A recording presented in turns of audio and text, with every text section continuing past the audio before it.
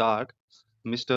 Vice Chairman, knowing the honorable mover of this resolution to be a good parliamentarian, I had expected that he would place before the House all sides of this problem. I had expected that he would be no less interested in the efficiency and discipline of the administration, no less interested in the public welfare than in the interest of the civil services.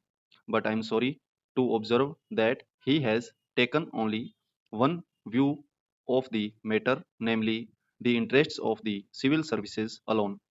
He has not at all dwelt upon the frightful consequences which a strike of the sort we had the misfortunate to have would have had on the country and the people in general. He has spoken, no doubt, in measured terms, unlike the honorable member who sat to his right in the morning and who raised a shout wanting to make up by sound what his arguments lacked in force.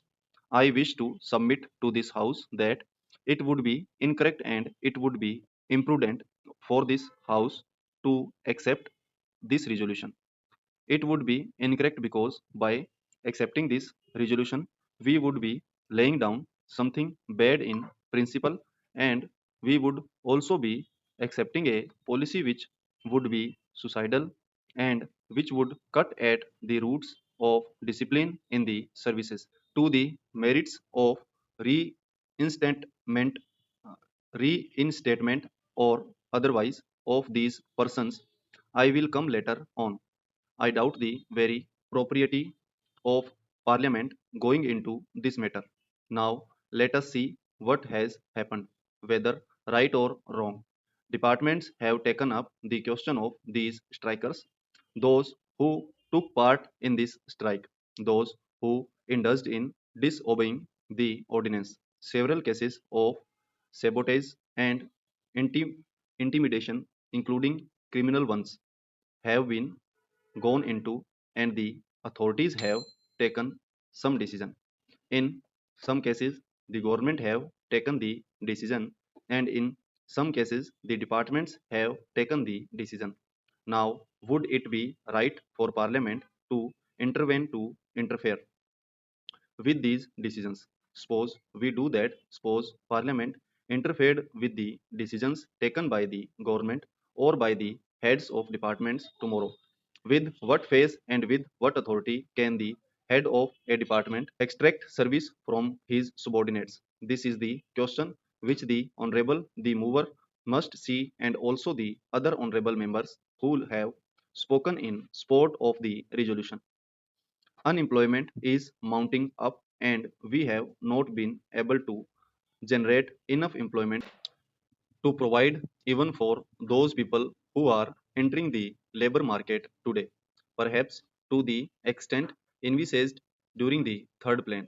The point that I want to make is that it is not quite justifiable to take only one aspect of the third plan period, namely the exigencies of capital mobilization out of the context of the general economic situation in the country.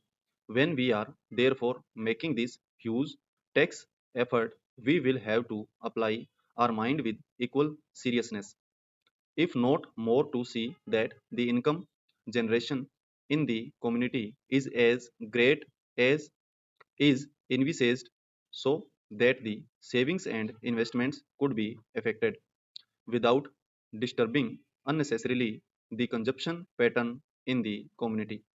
Whenever there is any tax on corporations, this cry is raised, and this cry is always belied by what the industrialists themselves have claimed to be the sensitive barometer to find out the climate for capital formation. I mean, the stock exchanges. This time, the stock exchanges reacted quite favorably to the budget proposals as a whole, which clearly shows that whatever else may be the merit of the present budget proposals, it is certainly not anti capital. Last year also, the stock markets boomed up after the taxation proposals were announced.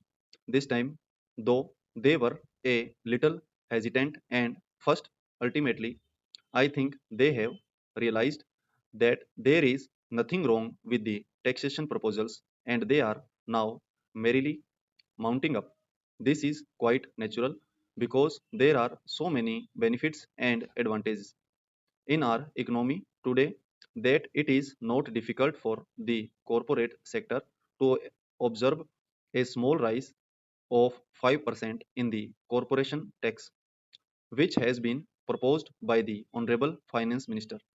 The economy of the nation today is more or less a closed economy because, due to the lack of external finances, imports have been virtually prohibited.